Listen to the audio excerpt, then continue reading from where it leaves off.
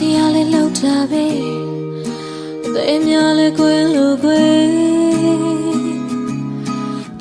တချို့တောင်းလာမိကြတယ်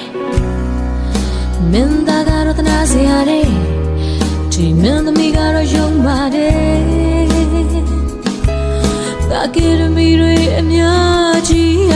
ခဲ့သူညိုညံ့သွားမှဆိုလို့တာဝန်ချင်တဲ့တောင်ငါအဆက်သွဲဖြတ်ခဲ့ရတယ်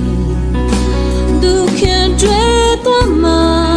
ဆိုလို့မျက်စိထောက်ချီနေပင်မဲ့ခုတော့နောက်တစ်ယောက်တွေ့